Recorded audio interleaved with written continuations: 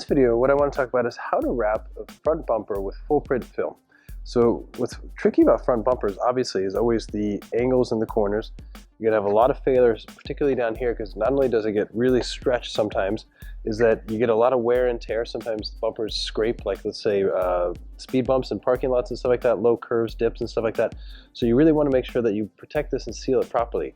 I'm not a big fan of wrapping too far under. This one goes under, let's say, another 12 centimeters or at least another 4 inches. I always just, again, like to come to about a 1/4 inch, going to prep it with knifeless tape and just cut it past visual for full print. No question on that. And again, for me, sometimes, especially tricky areas, this bumper for the most part is not super hard, but this area is pretty tricky. You got a deep curve here, several angles and stuff. What I highly recommend too, especially if you've never wrapped a bumper before and you're kind of guessing how the material is going to behave in there, take a scrap and play. So you're going to see me take a scrap and kind of try a couple different techniques to get a feel and figure out which one, that's the right one I'm going to use for here. Otherwise, maybe I do an inlay, or maybe I use that pocket technique where I push it down. So again, play with it with scraps, not going to go live with the bumper. But again, what's interesting about this bumper, for this video, again, problem solving, is the bumper is too short left to right. It's probably about 6 inches short left, 6 inches short right. What do you do? Again, this is one of those things where I highly recommend throughout the job is saving scraps with the backing paper on. On the cutting table over there, we have tons of scraps, so I can kind of mix and match and make it work. Not ideal, but what can you do? It's better than having to reprint. And again, obviously, if I do it right, I won't have to reprint, but at least I can do something until it can be reprinted and reinstalled later. But I definitely want to get the car out the door as it is. So again, that's the key with the bumper. Definitely want to make sure it's clean. So again, knock it, get all the any kind of dust and dirt in there. It's hard to clean by hand, obviously. So again, try to bang it, especially here. What might be a good idea, especially on a large section like this, is take pre-mask. So take a sheet of pre-mask, put it over the top, and that just keeps any dirt from coming out. You don't want to get surprised, especially down here. And pre-mask is just quicker to put on than masking tape. So again, the story here on one side also is I masking tape the headlight, just to show you it's kind of always better to masking tape it makes it easier. Didn't do it on the other side, so you might see a variation there. And again, just making sure it's edge sealed super tight. So again, I could do the bumper by myself, but I think it's always good to do bumper with 2 people. So again, I'm going to go grab Carlos and we'll start it up. So again, to begin with on the bumper, again, a very, very good idea is on the trickiest section, whether it's a deep light or in this case, a little funky light combination with the molding, the chrome, is again, take a scrap of material. This is why you're saving scraps with the backing paper on. One of the reasons is you can just take a scrap and just play. And again, it doesn't cost anything. Scraps generally we either go to the customer or they're going to be practice for a new installer. So for me, this is just no-brainer just to take the time to do this. It takes a little bit of time, but it doesn't cost any money in terms of extra material. But again, it gives it just a great read for this area. So again, I played with that. I came up with a game plan. While I'm doing that, Carlos, again, working as a team, just trying to create great flow, is just doing his job. He's not on the phone or checking his email and stuff like that. He's just laying some knifeless tape in about a 1/4 inch under there, and you can already see, even though it's a brand new car, I got that damage underneath the bumper. That's very common here. So again, always be aware of that. If you're wrapping directly over that, maybe put a touch of adhesive promoter there. What we're doing right now is laying out the bumper, and we can clearly see, even though we've talked about this in the overview, it comes up short. So what we're doing now is just coming up with a game plan. How do you solve this? So in this case, we got a little bit of green here. It almost makes it. So I think when we stretch it, it might fully cover, but I think if we try to stretch it to both sides, it might overstretch on that upper corner there. And so for me, that's a little risky, especially with the wheel wells. So what we're going to do is we're going to back up the purple there, that area where it might overstretch, and we're going to come up over there with a slice of green. So it matches up with the green on the fender there. So again, we're doing about 1/8 of an inch on the side of where the purple goes. So the purple's going to go first and the green's going to go underneath it. So we do both sides, set them up with knifeless tape. So again, for me, this is a combination of wrapping in sections based on print, but also kind of minimizing tension, where if we try to stretch it and make it in one piece, I think there's a chance of it failing. I'd rather put an overlay piece there based on the print and get away with it than trying to stretch it and fail and then have to redo the bumper. So again, always make good choices there. So right now we're just kind of getting a rough spot where it fits left to right. So Carlos, I kind of hold it away. Carlos gets a game plan. I come back and do my side. So now with Carlos holding his side, I always like to kind of start off the center. Carlos going to kind of anchor it and pull, is we make sure we have enough top and bottom. Right now I felt like we're maybe a little high. So we're just going to pick it up and pull it down low. one thing when you go around bumpers, especially front bumpers, is you want to start off as low as possible, because when you come around the corners, the material tends to kind of pull up on the side. So again, make sure you're low enough so you don't come short at the bottom. So here I lock it in. All that was right there was my permanent hinge. And now I'm going to use triangles. And what I want you to see here is we're not going to use heat at all. Partly because it's a little easy bumper, but as I said in the intro, this material was oversaturated and not outgassed, so it's extra stretchy because it's purple. The green wouldn't do this because there's less ink, but the purple stretches a lot. So we didn't even need heat there. Because Carlos knows how to kind of pull and hold the material, but B, it's just kind of extra stretchy. So I'm going to take advantage of that, and we just don't add heat, and that actually will help avoid overstretching. But even here, we're going to use another triangle here just to kind of minimize this bottom section here to kind of even that tension out. So Carlos pulls to him and I pull down, and that just creates glass. And then I squeegee down nice and easy. Super, super clean. And again, just using technique. Again, another triangle. I pull up and away. Carlos pulls straight. And again, I just use one hand right there to kind of pull it even, pull up, create glass, and then we pull down, do that triangle that we just showed on the other side. So see how it's popping up there? I pull it away in the shape of a triangle, spread the tension out, lock it in. Now that I'm done, okay, and I just needed Carlos' helps on the corners, what he's going to do, then he's going to go off and do door handles. So I said, can you go cut off a slice of purple, do door handles, and we're filming. I want you to wrap the door handle in this way. Cool. So he grabs a scrap. So again, all I needed Carlos right there was to help me take off the backing paper, nail the corners, and then I can go and flow on my own. So again, it's just creating good workflow. Here, on purpose, I created a nice wrinkle right in the front, and that's common though for a lot of the beginners intermediate. Instead of picking up the entire bumper and starting again, see in sections. Make a very careful relief cut and give yourself about 2 inches of extra film there. Pick it back up to wherever it wrinkles, or if this happens where if you have a big bubble and you kind of work it in too quick, it'll wrinkle. Kiss it with heat, self-heal it, trigger the memory factor, let it create glass, and then bring it back. And notice I didn't pull, and so the lines are perfectly straight. So you don't want to distort the film or whiten it, just relax it. It's all about relaxing here. Especially here at the front light. This one's pretty flush, but even there, it's bridging on the light. So you don't want to heat it and jam it into the base, because over time that might create durability issues where you might overstretch it and it shrinks and peels. So here I'm making a very just kind of random relief cut. Doesn't have to be perfect because the excess is going to be cut off nice and easy. So all I'm doing is taking the tension out with a relief cut as opposed to heat. And if I do it with a relief cut, the purple stays purple and it's really good high quality. If I use heat, it might overstretch. Here at the bottom, I just give it a touch of heat to relax it around those corners at the very front. And I want to get it just under about 1 centimeter or about 1/4 inch, not farther. But again, critical here is to kind of get it under with absolutely no wrinkles. You want to get 100% glass on the flat portion. So once I have glass, I want to cut the film, but I don't quite have glass on one section. So instead of fighting in the dark a little bit, even though this workspace has great light, I just take 2 seconds to grab my portable light, LED light, and then I just turn it on. And look how much better it is for me to see under there. So again, it takes 2 seconds to grab it, but it makes a big difference in terms of not making mistakes.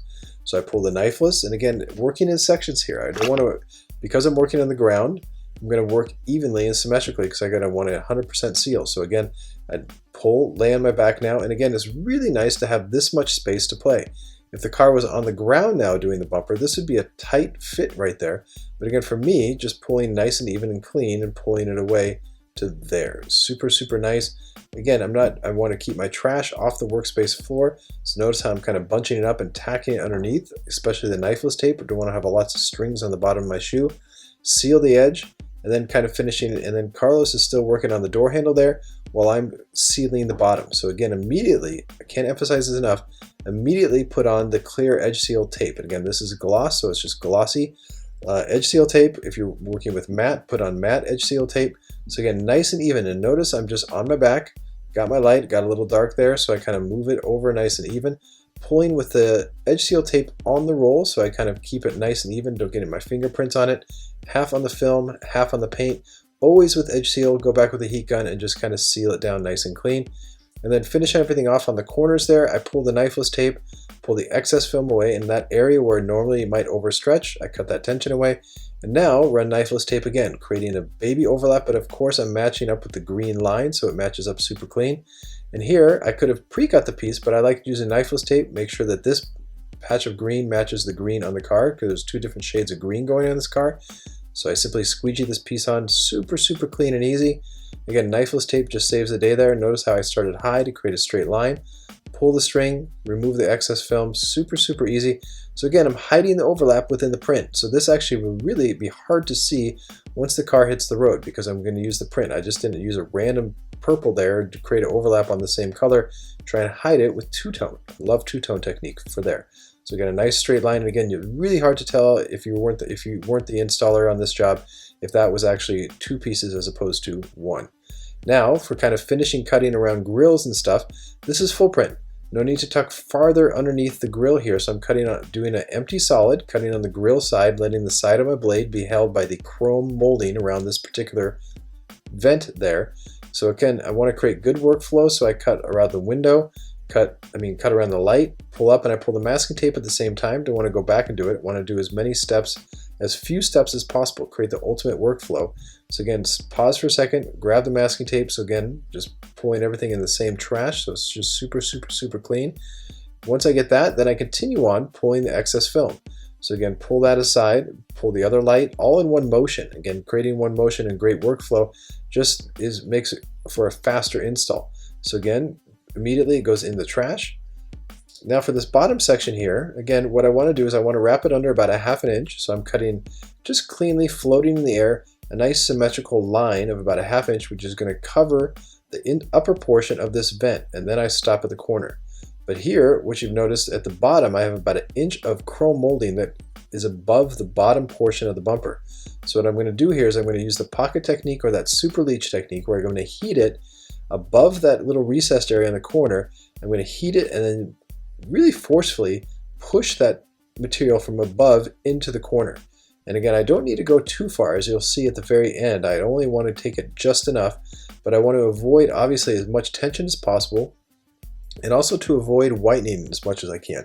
Now again, this film was oversaturated and it wasn't outgassed. So again, for me, the material might whiten much more quickly than normal. So again, I'm just trying to be super careful there and make my first relief cut. And again, what I'm going to do now that I made the relief cut and I feel like I'm going to make it safe top and bottom here, I'm going to create glass and bridge the gap between the chrome molding just above this area all the way across. So I'm going to bridge it, and this gap is about 1.5 inches or a solid 3 centimeters, or about 4 centimeters. And it goes really deep underneath this chrome. So if I cut it here, the material is going to come naturally short. It's going to be short by about 1/2 inch or 3/4, and so you're going to see gray paint. But you're going to see me solve this solution really quickly, because what I love about this relief cut here is a very quick, easy way to get the material onto the main portion of the car. Plus, I can relax it on there. That relief cut, again, I'm not heating and jamming in there. I'm kind of relaxing there. But if I picked it up and tried to tuck it in there, A, it would take a lot of energy, and B, for me to get a good cut that deep underneath the chrome there would be really difficult. So again, for me, what I'm going to do is just come short. And if I cut it super, super straight, that might be fine, especially if the car was, let's say, black. But again, I might not fully get away with that. So again, what I'm doing now is I'm working to the corner. We'll come back to that topic later. Working to the corner and relaxing it just enough to where I feel like there's quite a bit of tension on the film. So once the tension's there, I'm going to pick the material, and by making that cut at the top, look how I definitely cover the upper portion of this section there. So again, nice and clean, get right to the light, and now this is a tuck and cut.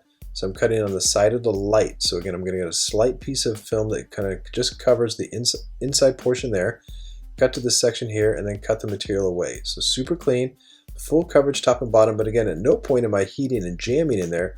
I've relaxed everything to the edges so far. I feel very comfortable with that upper section, especially in that section in the middle, just below that chrome molding. So again, safely put that scraps away for later. Now what I want to do is I want to heat this bottom section here, and nice and careful. So again, I give it a touch of heat, and again with my finger, just get it around that corner, just enough, super clean. So am I getting full coverage here? Absolutely not. And a little type of jagged cut there, that's very common there. So again, just with a very light, sharp knife, I come back and just make it super symmetrical. Now again, if that was a black car, it would be done. But for me, that gap, some customers might be a little off by that. And again, don't get me wrong, the full print, you have to manage your expectations. To wrap all the way into there takes more time, more work. And if this is a color change, that vent would be out. Okay, this is much too difficult to try to wrap in one piece seamless, I think, and get the good quality for paint. But here I'm going to come back with mold and hold. So again, for me, what I love about this is now I'm getting all the way to the molding underneath, but I'm getting over there with super high quality, and it's covering the edge and it's holding the material on. So, if it's stretched under there a little bit, the mold and hold holds it in place, but I'm getting now full coverage. So again, for me, it gets all the way underneath the molding, super clean, and it's a great tool for getting under these areas for full print film, especially under vents. I'm a big fan of that. Now here's the final results. Again, you get nice good close-ups of this. So again, for me, once you nail the corners, it's all about good symmetrical work, solid cutouts, but again, very simple. Work as a team, cut everything out with a sharp knife, seal underneath the bottom. But again, that mold and hold for that vent, for me, saves a lot of time, gets me perfect quality. You don't see a speck of the original color, and it's just a super solid corner with very minimal tension. So again, that's try to how to neutralize those areas. But again, think full print, not color change, but full print. And those upper corners have no tension with that little sliver of green. Thanks for watching. Justin Pate.